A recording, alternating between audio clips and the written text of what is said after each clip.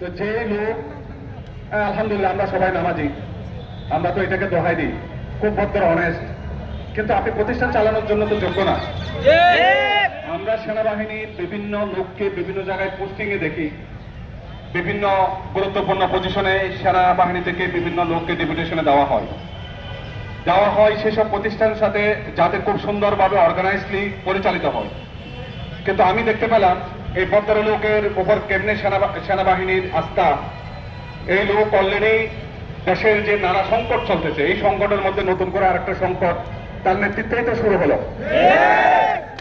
আমার মনে হলো সেনাবাহিনী যে দেশপ্রেমিক, আমাদের দেশের অহংকার গর্বের, এই লোকের নেতৃত্বে আরবির এই চেয়ারম্যানের নেতৃত্বে এটা ক্ষতিগ্রস্ত হচ্ছে।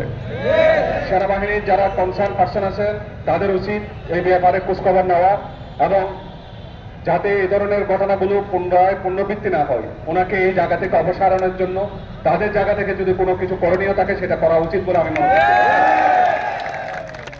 এর বাইরে হচ্ছে আমাদের একটা রাষ্ট্র আছে এবং রাষ্ট্র ব্যবস্থাপনার মন্ত্রণালয় আছে। এখানে যে মন্ত্রণালয়ের দায়িত্বে আছে, আজকে 5 দিন 6 দিন হয়ে গেছে সারা দেশের যাদের প্রায় 80% বিদ্যুৎ যাদের মাধ্যমে ডিস্ট্রিবিউট হয়ে থাকে, এই ধরনের একটি প্রতিষ্ঠান অসন্তোষ চলতেছে। তারা এসে এখানে আপনাদেরকে জানাতে চাচ্ছে যে আমাদের কথাগুলো শুনুন, কিন্তু এখনো পর্যন্ত আপনারা কোনো রিপ্রেজেন্টেটিভ পাঠান নাই। এই যে নেগলিজেন্সি, আপনারা কি চাচ্ছেন এরা বিক্ষোভটা করুক, এর মাধ্যমে আপনারা কোনো কিছু প্রতিষ্ঠা করতে চাচ্ছেন আপনাদের দাবি বা আপনারা যেটা শোনাতে চাচ্ছেন?